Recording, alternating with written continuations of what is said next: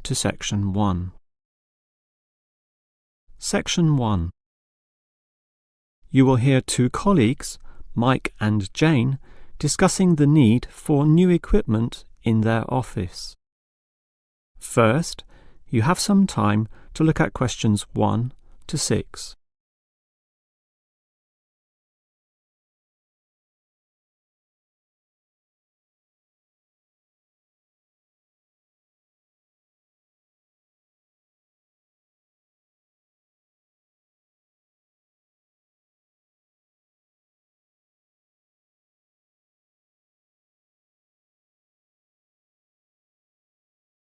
You will see that there is an example that has been done for you.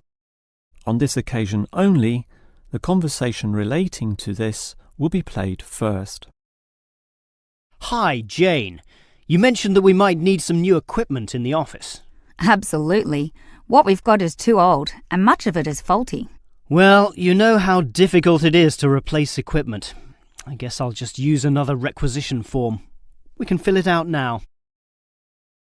The man will fill out a requisition form, so requisition has been written in the space. Now we shall begin. You should answer the questions as you listen, because you will not hear the recording a second time. Now listen carefully and answer questions 1 to 6. Hi, Jane. You mentioned that we might need some new equipment in the office. Absolutely. What we've got is too old, and much of it is faulty. Well, you know how difficult it is to replace equipment. I guess I'll just use another requisition form. We can fill it out now. If you don't mind. I suppose you're going to complain about the printer again. Sure, my printer's bad, but the copier is almost unworkable. It jams all the time, it's too slow, and it's already been repaired 4 or 5 times. We've got to do something about it. OK, I'll put that down on the form. So you want a copier, not a printer, and you work in accounts, right? Yes, that's right, the accounts department. OK, but this is a requisition form. There's meant to be a limit on the length of time you can have the item. We need it forever. The old machine's almost useless. The moment it gets repaired, it breaks again. Well, I'll just write ongoing, OK? That basically means the item will stay with us until I say otherwise. Now, the next question is, when do you want it? In a few days? 1 week? It usually takes a while for these things to arrive. If it arrived today, it would be better. We need it as soon as possible. Can you write today? Well, it can't come that quickly. I'll just write immediately. But be warned, that means it may still take some time to get here, perhaps a day or 2. That's annoying. We've got so much unexpected demand right now. Good. I'll write that as one of the reasons. We need 3 reasons, you know, or they won't grant this request.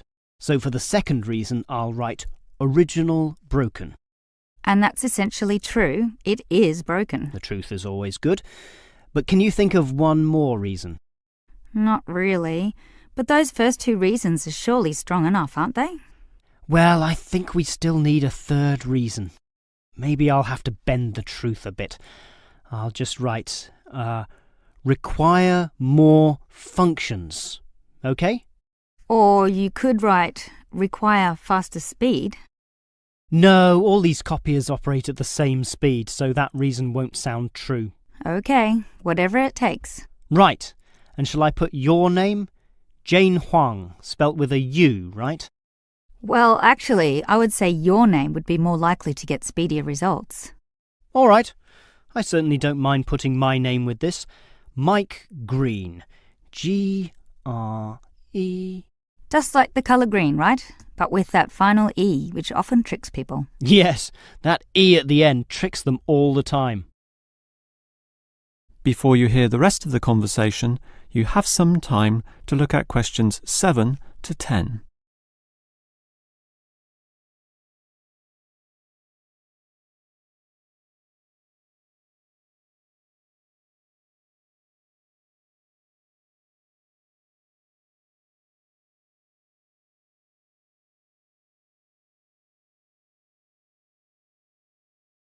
Now listen and answer questions 7 to 10. Actually, Jane, talking about office equipment needed, I've got a list before me of all the items purchased last year. There's certainly a lot, and I can see why the owners are getting concerned.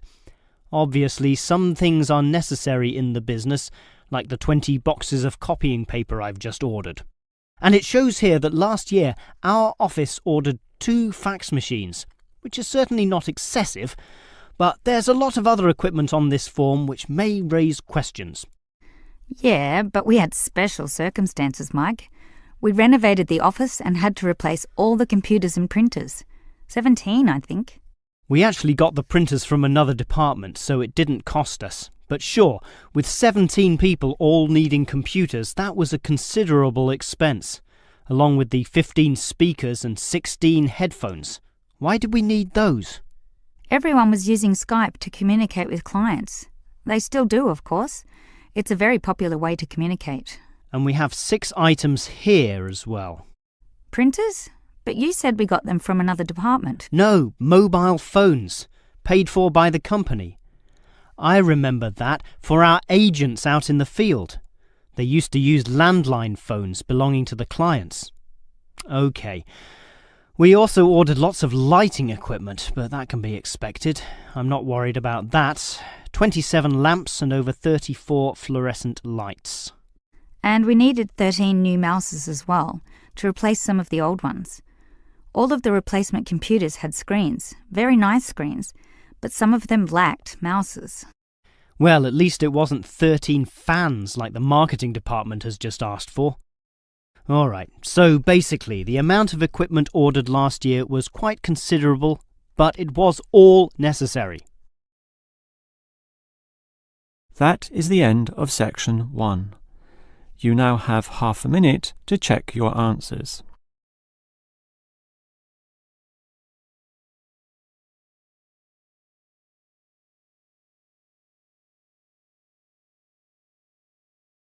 Section 2. You will hear a representative from Easy Travel Travel Agency telling some customers the details of a planned trip to Arthur Island. First, you have some time to look at questions 11 to 15.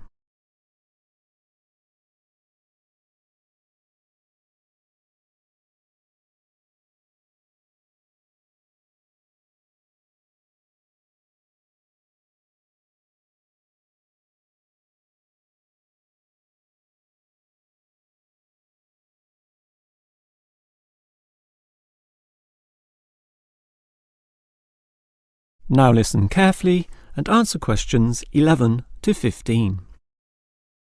All right, hello everyone. Now, you're all here to learn about the trip to Arthur Island. As you might know, the population is about 7,000. That's permanent residents, a far cry from the early days when some 17,000 people lived there. But the advantage of a declining population is that the island has maintained its natural attractions. So now, in the summer, the population swells to 22,000 as tourists flock to this lovely little place to enjoy all it has to offer. It's an interesting fact that Arthur Island was once very isolated, with only a rickety wooden bridge connecting it to the mainland. Heavy trucks could not pass over, as could be seen by the accident in 1971 when the bridge broke. This resulted in the new bridge being built, construction starting in 1972, finishing 2 years later. And since then, business has boomed for the tourism industry. This was helped by the motor racing circuit built there in the 1980s and the reputation for fresh seafood, caught directly from the island's waters, and the famous native wildlife, such as koalas and emus, although I would say, people being ruled by their stomachs, it is the food which really brings them in. Now, the tour bus leaves quite early, 6 in the morning, and it's a long trip, but you'll really enjoy just looking at the beautiful scenery from the window. Still, we understand that you'll need to stretch your legs at some point. For this reason, we used to stop at the Emu Park Wildlife Sanctuary, until Arthur Island developed its own sanctuary, rendering that former stop-off somewhat redundant. Now we stop at the Bass Guest House next to the very interesting worm farm, which you're invited to visit, thus learning all about those humble little creatures. And if you're interested in bigger wildlife, please remember that you'll need to pay the wildlife park entrance fee on the island, so budget for that. Another important point is not to eat too many of the complimentary biscuits with your free tea on the bus, since you should keep your appetite intact so that you can indulge in some of the great eateries on the island, for example, at the famous Reggie's restaurant. Before you hear the rest of the talk, you have some time to look at questions 16 to 20.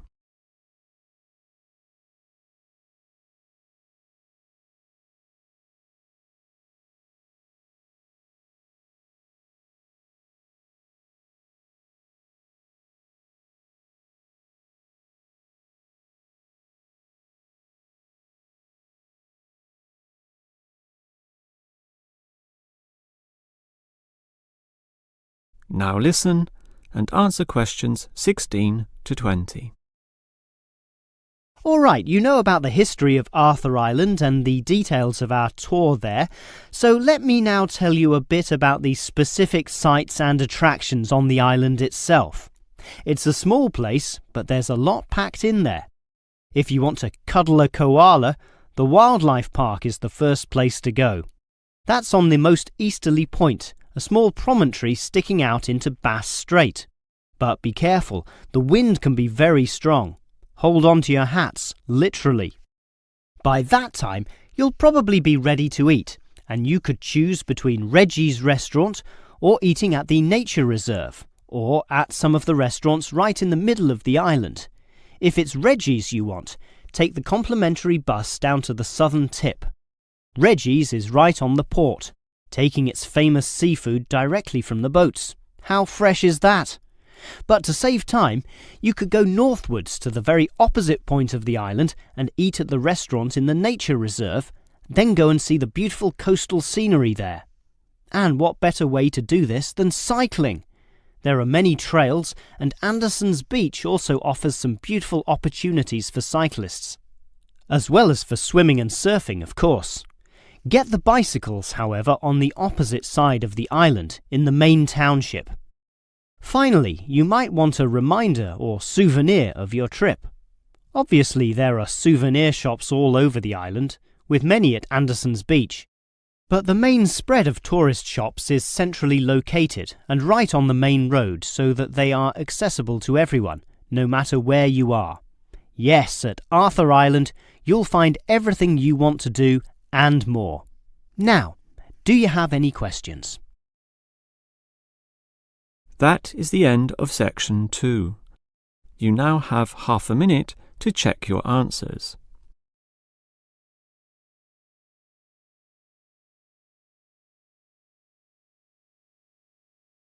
Section 3.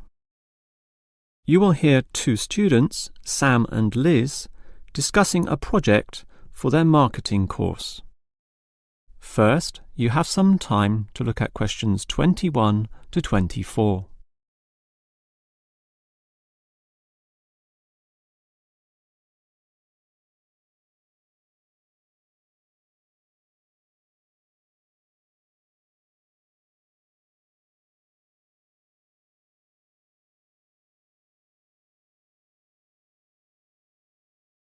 Now listen carefully and answer questions 21 to 24. Liz, I'm getting really worried about this marketing project we have to do together. Assessment is based on a single year-long project. Oh, don't worry, Sam. All it takes is appropriate planning. I used to work in finance and we always divided the year into quarters. So let's just do a quarter-by-quarter year-long plan. Well, I intend to firstly interview people. I mean, we need raw data for this project, right? Okay, that's your job. So we just need to coordinate my contribution so that we don't double up at the beginning. I can carry out the research on all the theoretical issues and background, for example. Well, why don't you do the summaries of the main texts as well? You know, write them up. Oh, I think we know those texts well enough already, and it's only optional anyway, so let's not bother with it. Okay. Now, moving on to the second quarter of the year, I'll start collecting all the relevant information, the details, facts, and examples from my book reading, while you can do an analysis of the first-hand information you got from the interviews. OK, and then it's break time. I would say by then, mid-year, both you and I will have to decide on our point of view. And how we'll support it in the essay, and based on that, we can work together on designing an appropriate structure for the final writing, when we present everything. We'll need a bibliography, of course. I could do that in the third quarter, but since you did all the theoretical research, it would be a better job for you. We can do that at the very end of the year, but I'll make the preliminary list as I begin writing the essay proper. Meanwhile, you can begin sorting out the numerical data into easily readable formats. That's what the other students will be doing. You know, grouping statistics in tabular form or making graphical representations. And in the last quarter, we can proofread each other's work, allowing a different set of eyes to be involved. So I'll check your writing for any mistakes, typos, or logical problems. I'm sure the essay will certainly benefit from such a thorough proofread. And I'll check all your tabulated statistics and graphs for the same issues. And then we'll just put it all together. Well, now it sounds far less scary. That's right. All you need is a clear, logical, and coherent plan. Before you hear the rest of the conversation, you have some time to look at questions 25 to 30.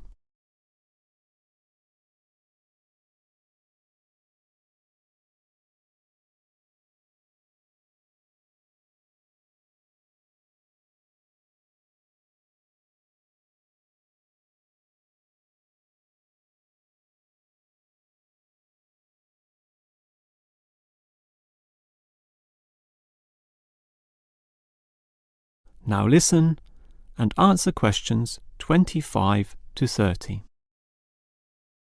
As we discussed, Liz, my first task on this project is to get data using interviews, over 100 of them. To do that, I'll need to put a flyer on the university notice board to get volunteers. OK, just do that and we can start immediately. But I tried this last year and almost no one replied. The whole project was a failure as a result. You just need to ensure that the flyer is designed well. I did a course in design, so I can help you. I'm all ears.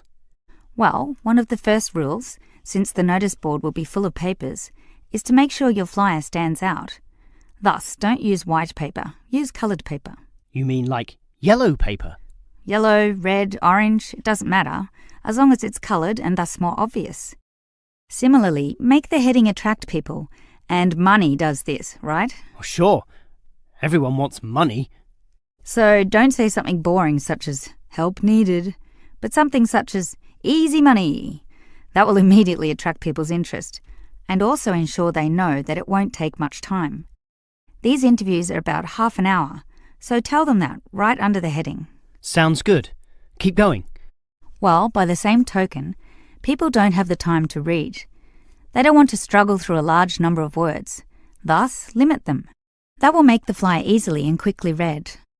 Finally, there's a lot of false advertising and tricky people out there, so the readers might get suspicious, particularly when you're offering significant money for little work. You need to thus assure them that this is legitimate. So, at the very top of the page, make sure you indicate that the scheme has been approved by the course convener.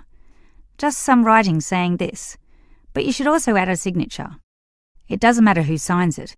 People don't read it anyway. In fact, you could even sign it yourself. Don't worry, I can get a legitimate signature. But you should definitely include a stamp, which is more reassuring to the readers. What sort of stamp? The department stamp. Some people put the university stamp, but to be honest, anyone can acquire that from the student union. A stamp from your department shows much more authenticity. And that way, everyone will feel that the scheme is legitimate and hopefully be willing to give you a ring. So that's it? It's all finished? That's it, apart from the contact details at the bottom of the page, of course. Of course. Hey, that was some useful advice. I think a flyer like that will really draw them in. Thanks for that. No problem. That is the end of section 3. You now have half a minute to check your answers.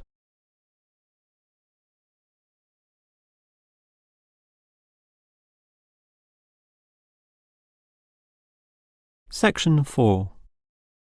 You will hear a lecturer discussing movie ratings. First, you have some time to look at questions 31 to 34.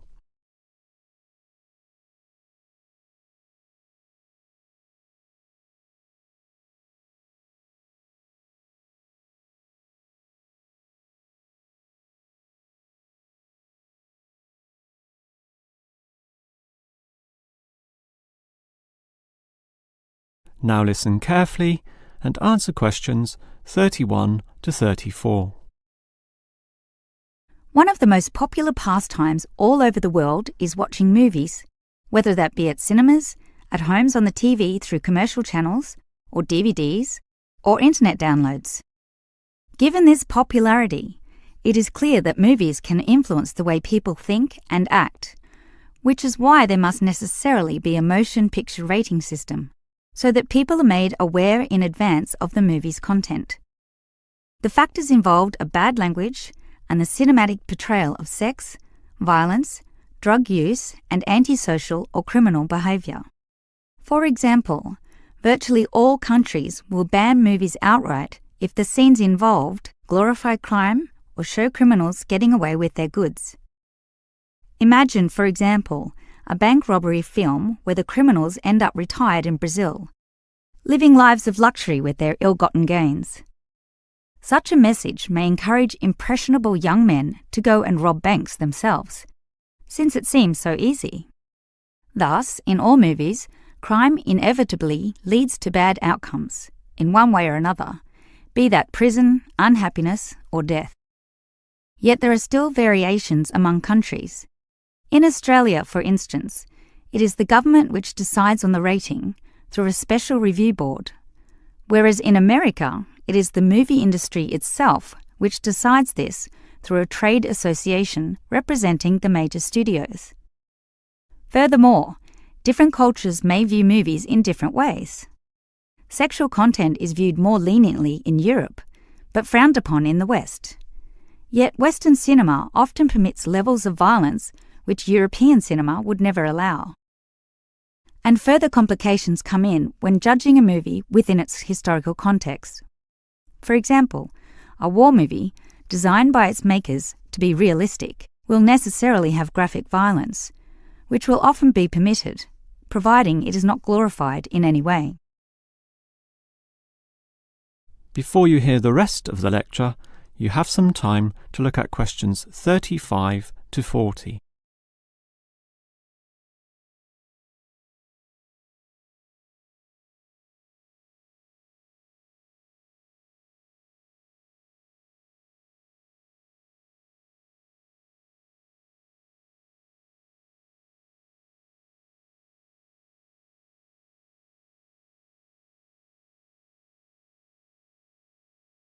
Now listen and answer questions 35 to 40.